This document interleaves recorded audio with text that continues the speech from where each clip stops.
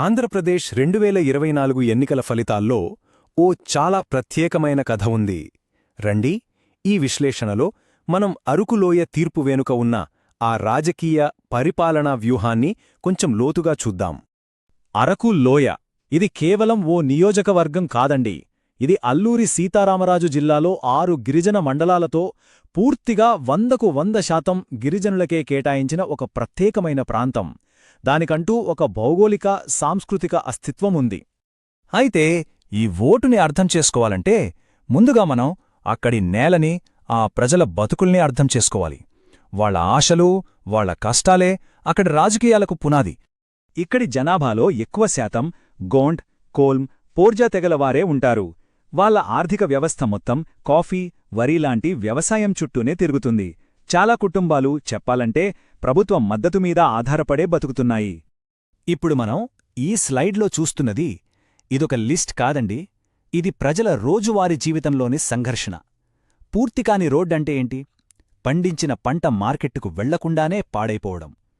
నీటి కొరత అంటే గంటల తరబడి చేసిన కష్టం బూడిదలో పోసిన పన్నీరవ్వడం. ఇక యువతకు ఉద్యోగాలు లేకపోవడమంటే కుటుంబాలు విడిపోయి వలసల బాటపట్టడం. చూశారా, ఈ సమస్యలే కదా రాజకీయ అసంతృప్తికి, మార్పు కావాలన్న ఆకాంక్షకు కారణమయ్యేది. సరే, ఇప్పుడు సంఖ్యల దగ్గరికి వద్దాం. ఎందుకంటే అంకెలు అబద్ధం చెప్పవు. ఈ ఎన్నికల డేటా ఓటర్ల మనసులో ఏముందో, వాళ్ల ప్రాధాన్యతలేంటో మనకు చాలా స్పష్టంగా చూపిస్తుంది. ఆ కథేంటో ఇప్పుడు చూద్దాం. చూడండి, ఇక్కడ ఆసక్తికరమైన విషయమేంటంటే అన్ని సవాళ్లు ఉన్నా 2019లో 33.7% ఉన్న వైఎస్ఆర్సీపీ ఓట్ల వాటా 2024 వచ్చేసరికి 36.7%కి పెరిగింది. అంటే వాళ్ల మద్దతు మరింత బలపడిందన్నమాట. గెలుపు మార్జిన్ 31,877. ఇది కేవలం ఒక అంకె కాదు. నియోజకవర్గంలో పార్టీ పట్టు ఎంత బిగిసిందో చెప్పే ఒక స్పష్టమైన కొలమానం. అయితే ఇక్కడే అసలు కథ ఉంది. గెలిచిన పార్టీకి 36.7% ఓట్లు వచ్చాయంటే దాని అర్థమేంటి? దాదాపు 63% మంది వేరే వాళ్లకు ఓటేశారు. కాని ఆ ఓట్లన్నీ బీజేపీ, ఇతర పార్టీలు, స్వతంత్ర అభ్యర్థుల మధ్య చీలిపోయాయి. అంటే అధికార పార్టీ తన ఓటు బ్యాంకును కాపాడుకోగలిగింది, కాని ప్రతిపక్ష ఓటు మాత్రం ముక్కలైపోయింది. ఇది వాళ్లకు బాగా కలిసొచ్చింది. ఒక ఐక్య ప్రతిపక్షం లేకపోతే ఏం జరుగుతుందో చెప్పడానికి ఇదొక మంచి ఉదాహరణ. మనం ఇప్పటిదాకా చూసిన ఈ అంకెల విశ్లేషణ ఒక చాలా ముఖ్యమైన విషయాన్ని గుర్తుచేస్తోంది. వాస్తవాలపై ఆధారపడిన చర్చ నాయకుల్ని జవాబుదారీగా నిలబెట్టడానికి ప్రజల చేతిలో ఉన్న పెద్ద ఆయుధం. ఇది మన రాజ్యాంగమిచ్చిన గౌరవం, ఒక మూలస్తంభం. సరే, ఇప్పటిదాకా అంకెలు ఏం జరిగిందో చెప్పాయి. ఇప్పుడు అసలు ఎందుకు, ఎలా జరిగిందో చూద్దాం. ఈ ఫలితానికి దారితీసిన ఆ వ్యూహాత్మక నిర్ణయాలని ఒక్కొక్కటిగా విడతీసి చూద్దాం. ఏ రాజకీయ పార్టీకైనా బలాలు, బలహీనతలు సహజం. ఇక్కడ బలమేంటంటే గిరిజన సంక్షేమంపై ఒక నిర్దిష్టమైన ఫోకస్ పెట్టడం, అలాగే అభ్యర్థికి క్షేత్రస్థాయిలో మంచి పట్టు ఉండటం. మరి బలహీనత? మనం ముందే మాట్లాడుకున్నట్టు పూర్తికాని ప్రాజెక్టులు, సేవల డెలివరీలో ఉన్న గ్యాప్స్. మరి అవకాశాల సంగతేంటి?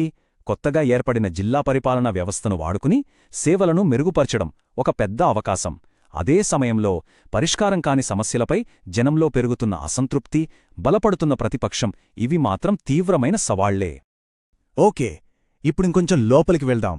పేపర్ మీదున్న స్ట్రాటజీని గ్రౌండ్లో రిజల్ట్స్గా మార్చే ఆ మిషనరీ, ఆ సిస్టమ్ ఎలా పనిచేసిందో చూద్దాం.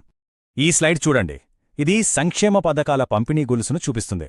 రాష్ట్రం నుంచి నిధులు విడుదలవడం దగ్గర్నుంచి జిల్లా, మండల ఆఫీసుల కోఆర్డినేషన్తో మొబైల్ క్యాంపులు, గ్రామ సభల ద్వారా నేరుగా మారుమూల గిరిజన కుటుంబాలకు అందే వరకు ఇదొక చాలా స్పష్టమైన, సిస్టమాటిక్ ప్రాసెస్. ఒక సంస్థగా ఆ పార్టీ సామర్థ్యాలను చూస్తే 1. ప్రజల ఫిర్యాదులను వినడం, సోషల్ మీడియాను గమనించడం. 2.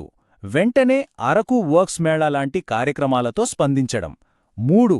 రోజూ వచ్చే ఫీడ్బ్యాక్ను బట్టి తమ వ్యూహాలను, మెసేజింగ్ను మార్చుకోవడం. అన్నింటికంటే ముఖ్యంగా క్షేత్రస్థాయిలో వాళ్లకున్న బలమైన కేడర్ వాళ్ళ విజయానికి చాలా దోహదపడింది. ఇప్పుడు మనం ఈ విశ్లేషణలో అత్యంత కీలకమైన భాగానికి వచ్చాం. ఎన్నికల డేటాను, ఓటర్ల ఫీడ్బ్యాక్ను ప్రజాసేవ కోసం ఒక పక్కా రోడ్మ్యాప్గా ఎలా మార్చాలనే భవిష్యత్ ప్రణాళికను చూద్దాం. ఇది కేవలం ఒక ప్లాన్ కాదు, దశలవారీగా అమలు చేసే ఒక యాక్షన్ ప్లాన్. ఫేజ్ 1లో యువత కోసం స్కిల్ క్యాంపులు, ఫేజ్ 2లో మహిళా సంఘాల ద్వారా పథకాల ప్రచారం, ఫేజ్ 3లో గిరిజన పెద్దలతో గ్రామ కమిటీలు, ఫేజ్ 4లో రైతుల సమస్యల కోసం ప్రత్యేక రోజు. చూసారా, ఇలా ప్రతి ఒక్క వర్గాన్ని లక్ష్యంగా చేసుకుని రూపొందించిన ప్రణాళిక ఇది. ఈ టేబుల్ మొత్తం కార్యాచరణ ప్రణాళికను ఒక్కచోట చూపిస్తుంది. ఒకవైపు 100% గిరిజన పథకాల సంతృప్తిత లాంటి దీర్ఘకాలిక వ్యూహాత్మిక లక్ష్యాలు, మరోవైపు అరకు వర్క్స్ మేళా నిర్వహించడం లాంటి తక్షణ కొలవగరిగే కార్యాచరణ పనులు. ఈ రెండింటి మధ్య తేడా స్పష్టంగా ఉంది. ఈ మొత్తం వ్యూహం వెనుక ఒక తాత్విక పునాది ఉంది. అదే చతుర్ముఖ సిద్ధాంతం. అంటే సమస్యలను పరిష్కరించడం శివతత్వం, ఇప్పటికే ఉన్న బలాలను, సంక్షేమ పథకాలను కాపాడడం విష్ణుతత్వం, యువత కోసం కొత్త అవకాశాలను సృష్టించడం బ్రహ్మతత్వం, ఇక అత్యంత బలహీన వర్గాలను రక్షించడం దుర్గతత్వం. సంక్షిప్తంగా చెప్పాలంటే ఇది కేవలం రాజకీయ వ్యూహం కాదు, ఇది పాలనను ఒక సమగ్రమైన సాంస్కృతిక చట్రంలో చూసే ప్రయత్నం. ఈ ప్రాసెస్లో ముఖ్యంగా ప్రజల నుంచి ఫీడ్బ్యాక్ తీసుకునేటప్పుడు ఒక విషయం గుర్తుంచుకోవాలి. భారతదేశ గోప్యతా చట్టం ప్రకారం వారి స్పష్టమైన సమ్మతి తీసుకోవటం చాలా అవసరం. ఇది కేవలం చట్టపరమైన విషయమే కాదు, ఇది ప్రజల మధ్య నమ్మకాన్ని పెంచుతుంది, ప్రతి ఒక్కరి గౌరవాన్ని, డేటా హక్కులను కాపాడుతుంది. సరే, ఇక ముగింపుకొస్తున్నాం. ఈ మొత్తం విశ్లేషణను ఒకే ఒక్క పదం చుట్టూ తిప్పొచ్చు: నమ్మకం. ఆ నమ్మకాన్ని ఎలా సంపాదించాలి, ఎలా నిలబెట్టుకోవాలి, దానికి చెల్లించాల్సిన వెలేంటి? గిరిజన ప్రాంతాల నుంచి మనం నేర్చుకోవలసిన అతి ముఖ్యమైన పాఠమేంటంటే, ప్రజల విధేయతను ఎప్పుడూ తేలికగా తీసుకోకూడదు. రాజకీయ అధికారమనేది ఒక శాశ్వత ఆస్తి కాదు, అది ప్రతిరోజూ సేవ, సంభాషణ ద్వారా తిరిగి సంపాదించుకోవలసిన నమ్మకం. చివరగా ఒక ఆలోచింపజేసే ప్రశ్న: ఈ రోజుల్లో కేవలం హామీలిస్తే సరిపోతుందా, లేక డేటా ఆధారంగా సేవలను అందించడమే ప్రజానమ్మకాన్ని గెలుచుకోవడానికి కొత్త మార్గమా? ఈ అరకు కేస్ స్టడీ ఆధునిక పాలనపై ఈ ప్రశ్ననే మన ముందుంచుతోంది. మీరు ప్రజలచేత ఎన్నుకోబడిన నాయకులై మీ నియోజకవర్గాన్ని అభివృద్ధి చేయాలనుకుంటే blueprintstrategies.ai ని సంప్రదించండి. mgr@blueprintstrategies.ai కి ఈమెయిల్ చేయండి, లేదా 0804204160 కి కాల్ చేయండి. రాజకీయాలకు అతీతమైన లక్ష్యం